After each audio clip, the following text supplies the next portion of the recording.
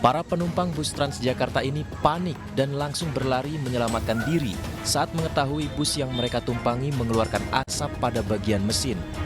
Bahkan penumpang ada yang sampai memecahkan kaca bus untuk menyelamatkan diri saat bus berhenti mendadak di koridor 5, Jalan Simpang 5 Senen, Jakarta Pusat, Senin pagi.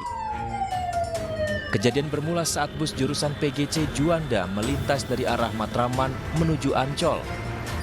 Saat melewati Jalan Simpang 5 Senen, bus tiba-tiba mengeluarkan asap pekat dari dalam mesin. Jadi mobil itu ngebul, itu saling belnya putus. Itu ada penumpang nggak tadi, Bang? Banyak, itu pada jatuh di situ. Ada saya nolongin di situ kali. Penumpangnya pada keluar? Hah? Penumpangnya pada lari? Pada lari keluar takut. Itu yang ngebul dari apa, Bang? Dari saling bel.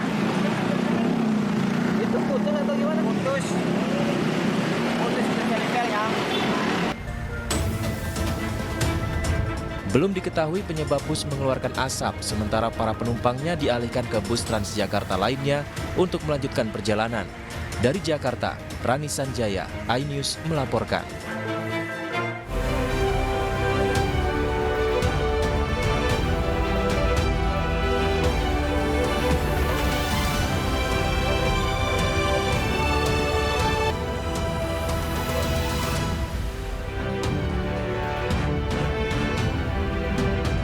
Halo, selamat sore pemirsa. Demikian tadi berita pilihan iNews Sore bersama saya Syafaati Suryo. Pemirsa, Majelis Kehormatan Mahkamah Konstitusi atau MKMK menggelar rapat internal tertutup jelang putusan kasus dugaan pelanggaran kode etik Hakim MK. Para pelapor berharap Ketua MK Anwar Usman dijatuhi hukuman berat, yakni diberhentikan secara tidak hormat.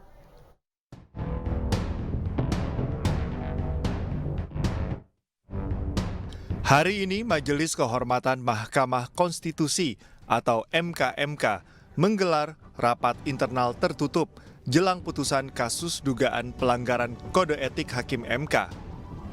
Rencananya MKMK akan mengumumkan putusan terhadap 9 Hakim MK, termasuk Sang Ketua Anwar Usman, Selasa besok.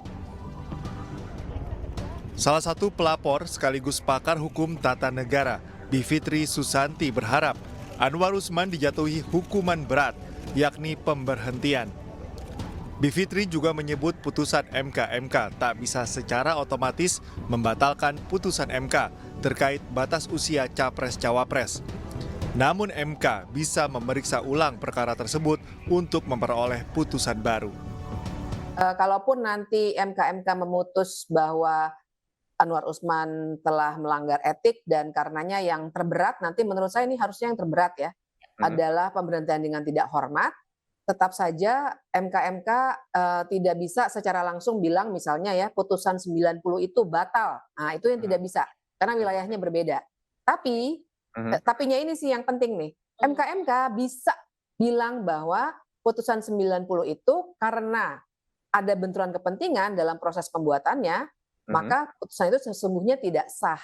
Nah, kemudian mengembalikan bola ke Mahkamah Konstitusinya sendiri supaya mempercepat memeriksa lagi putusan 90. Sebelumnya, Ketua MKMK Jimli Ashidik menyebut seluruh Hakim MK terbukti bersalah.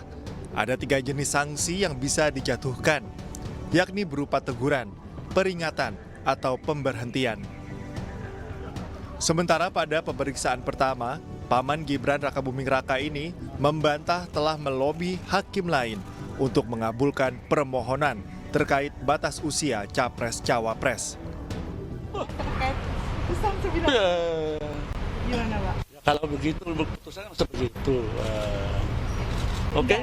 Tapi apa yang diklarifikasi, Pak? Tapi enggak, Pak. Terkait lobby itu gimana, Pak? Enggak ada tuh lobby gimana. Orang putusannya dibaca sendiri. Udah baca belum?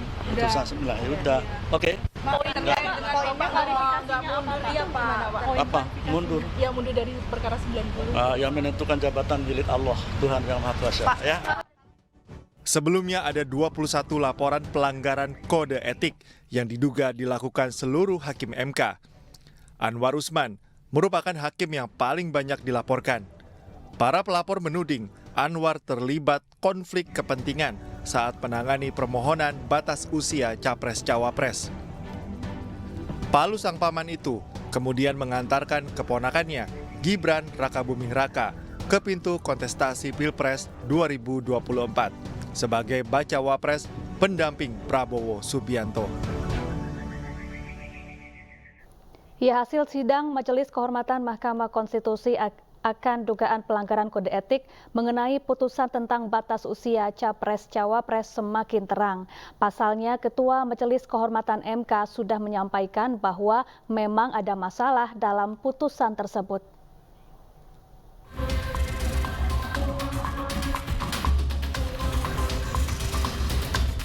Putusan hasil sidang Majelis Kehormatan Mahkamah Konstitusi terkait dugaan pelanggaran kode etik Hakim MK secara resmi memang akan diumumkan besok. Akan tetapi, Ketua Majelis Kehormatan Mahkamah Konstitusi sudah menyampaikan lebih dulu memang terdapat sejumlah masalah yang terjadi di MK saat membuat putusan mengenai batas usia Capres dan Cawapres. Semua bukti-bukti sudah lengkap, ya. Baik keterangan ahli, saksi, sebenarnya kalau ahli, para pelapor ini ahli semua, ya kan. Lagi pula ini kasus tidak sulit membuktikannya, apalagi kita udah lihat CCTV, segala macam surat menyurat, kenapa ada perubahan yang kemudian ditarik kembali, ya kan. Kenapa ada kisruh internal, beda pendapat kok sampai keluar, kok informasi rahasia udah pada tahu semua. Itu berarti ini membuktikan ada masalah, gitu loh. Nah, tentu ada masalah kolektif, artinya semuanya 99 ini ada masalah ini, gitu loh. Pelaporan terkait dugaan pelanggaran oleh Mahkamah Konstitusi dalam putusan mengenai batas usia Capres-Cawapres diantaranya, Hakim dinilai punya konflik kepentingan dalam memutus perkara. Hakim membicarakan substansi berkaitan dengan materi perkara.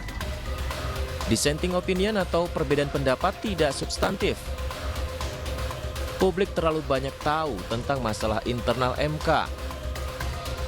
Dugaan pelanggaran prosedur, registrasi, dan persidangan. Lambatnya proses pembentukan Majelis Kehormatan MK. Mekanisme pengambilan keputusan diduga cacat prosedur. Mahkamah Konstitusi diduga jadi alat politik. Pemberitaan di media terlalu terperinci mengenai masalah MK.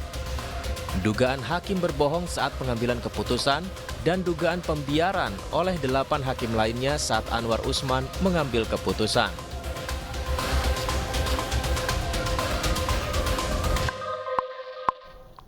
Polemik batas usia Capres-Cawapres masih menjadi pembicaraan hingga sekarang. MK diduga melakukan pelanggaran kode etik dalam membuat putusannya.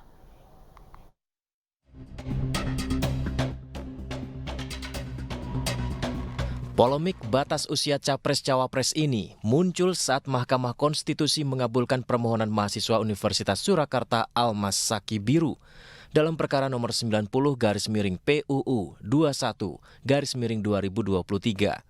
Disebutkan batas usia Capres-Cawapres 40 tahun atau menduduki jabatan yang dipilih dari pemilu atau pilkada. Hasil putusan ini membuat nama Gibran Rakabuming Raka diajukan menjadi calon wakil presiden untuk calon presiden Prabowo Subianto. Meski belum 40 tahun, syarat menduduki jabatan yang dipilih melalui pilkada dipenuhi Gibran. Ia merupakan wali kota Solo saat ini. Putusan ini dinilai kontroversi karena Ketua MK Anwar Usman merupakan paman Gibran sendiri.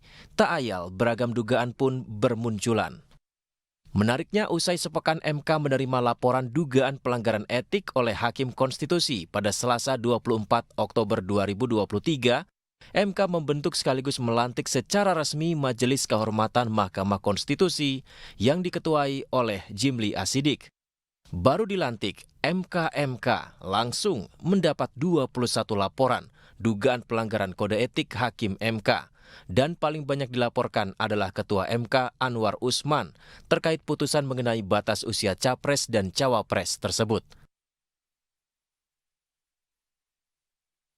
Dari dugaan konflik kepentingan, prosedur pengambilan putusan, hingga terlalu mudahnya publik mengetahui masalah internal MK, ini menjadi salah satu bahan aduan yang akan diputuskan hasil sidangnya oleh Majelis Kehormatan Mahkamah Konstitusi pada 7 November 2023 mendatang. Publik masih menunggu kepastian. Seandainya diputus bersalah secara etik, lantas bagaimana kepastian hukum akan putusan batas usia capres-cawapres 40 tahun atau menduduki jabatan yang dipilih dari pemilu atau pilkada yang sudah diputuskan sebelumnya? Masih bisakah keputusan tersebut dilanjutkan? Pemirsa, Sekjen PDI Perjuangan Hasto Kristianto mengatakan Gibran bukan lagi kader PDI Perjuangan. Menurut Hasto, putra sulung Presiden Jokowi itu sudah bergabung dengan Partai Golkar.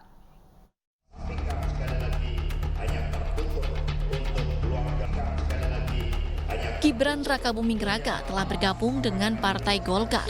Hal ini disampaikan langsung oleh Sekjen PDI Perjuangan Hasto Kristianto usai menghadiri rapat koordinasi daerah di Mataram, Nusa Tenggara Barat. Menurut Hasto, keputusan Gibran gabung dengan Golkar ini dilakukan Gibran setelah menjadi cawapres Prabowo.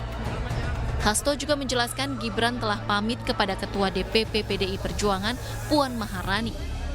Bahwa Mas Gibran ini dikuningkan, digolkarkan, maka ya otomatis Mas Gibran karena mencalonkan bersama Bapak Prabowo sudah tidak menjadi bagian dari keluarga PDI Perjuangan.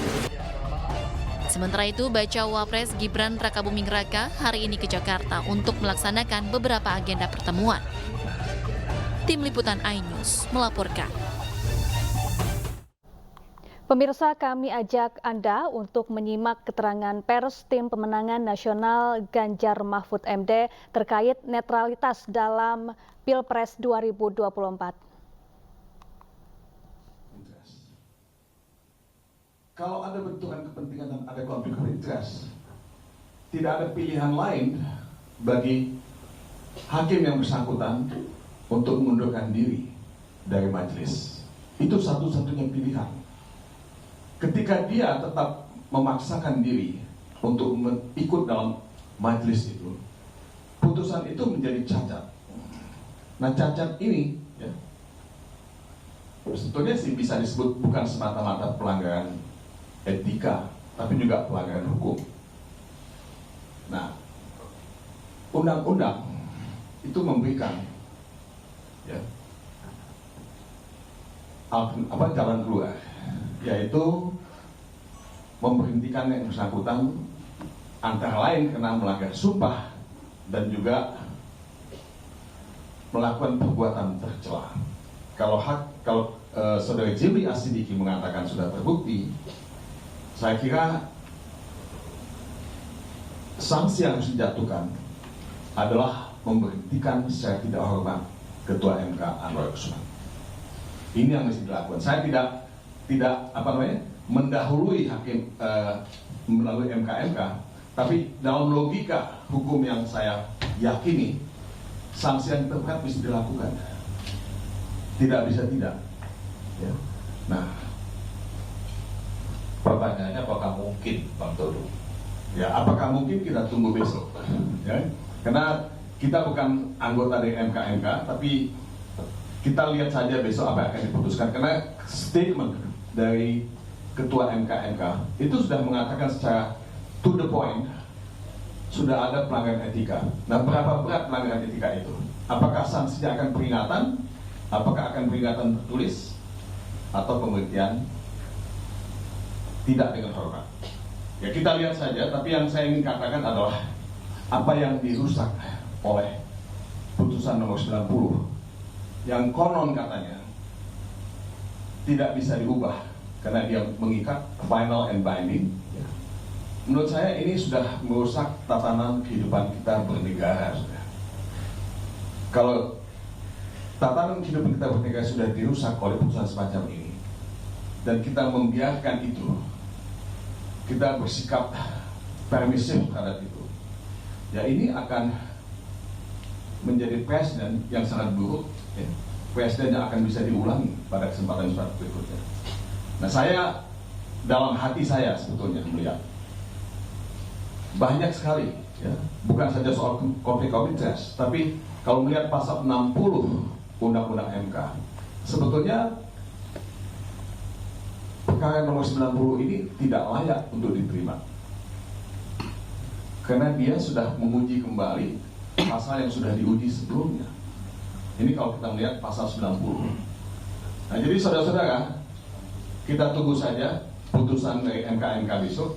Yang saya ingin katakan adalah, kita ini kan menjalankan amanat reformasi.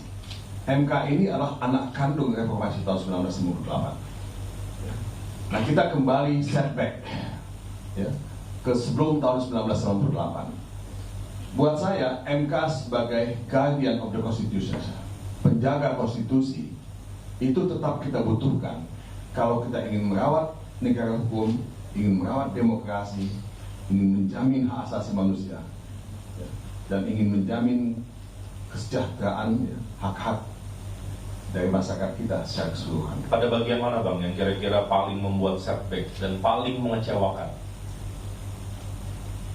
Kalau dulu kita tidak pernah dihadapkan pada konflik of interest. Ya.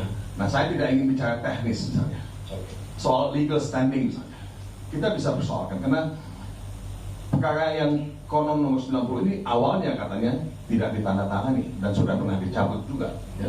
Nah, ini sendiri menimbulkan banyak sekali pertanyaan, walaupun saya membaca itu sudah ditandatangani. Ini banyak hal yang semacam ini yang bisa kita persoalkan. Kemudian, ya, ketidakterbukaan Ketua MK untuk mengakui bahwa dia punya benturan kepentingan. Nah, ini satu pelanggaran yang sangat serius, sangat fundamental. Ya. Jadi menurut saya banyak hal-hal yang kita bisa ungkapkan dalam hal ini. Ya.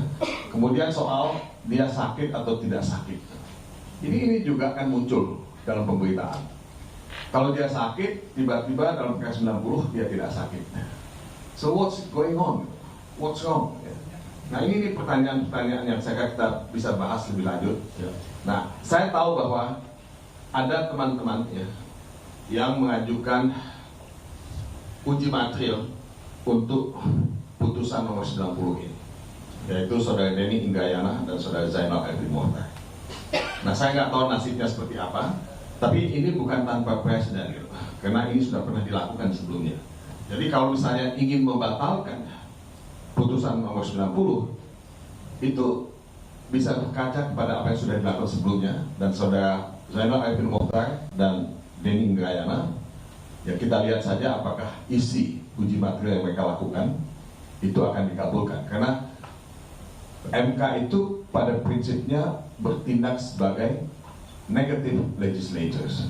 Jadi dia hanya bisa membatalkan, ya, menyatakan bertentangan dengan konstitusi, pasal atau undang-undang, ya, yang diuji. Dia tidak bisa menjadi positive legislators, membuat norma baru. Nah, putusan nomor 90 itu membuat norma baru. Jadi menurut saya ada alasan untuk melakukan pengujian, ya, untuk membatalkan. Apakah keberanian hukum hakim-hakim MK itu akan ada atau tidak dalam menghadapi situasi semacam ini? Bang, sedikit Bang, ini kan berkembang di diskusi publik. Apakah MK itu bisa menganulir putusan nomor 90? Itu satu. Yang kedua, atau putusan ini bisa dianulir atau bisa digugat lagi melalui JR yang dilakukan Mas Zainal dan Bang Denny Indrayana? Atau gimana posisinya yang menurut Abang lebih tepat? Pandangan yang konservatif mengatakan tidak mungkin ada pengujian terhadap putusan yang sudah dibuat. Tapi saya tidak setuju dengan pandangan konservatif semacam ini. Seharusnya dibuka peluang ketika secara telanjang, secara kasat mata, dan ada putusan MK yang menyatakan ada pelanggaran etika di sana. Menurut saya itu menjadi pintu masuk untuk bisa memberikan justifikasi terhadap pengujian yang dilakukan oleh saudara Denny Indrayana dan Zainal Arifin Mohtar. Terima kasih, Pak. Mungkin saya berhenti di sini ya. Oke, Pak. Terima kasih. Mas Habib dulu, Bro Iman dulu. Mas Iman, silakan. Tolong itu, Mas. Mas. MKMK boleh, soal keterlibatan aparat juga boleh. Kalau ada catatan. Kalau di X tadi.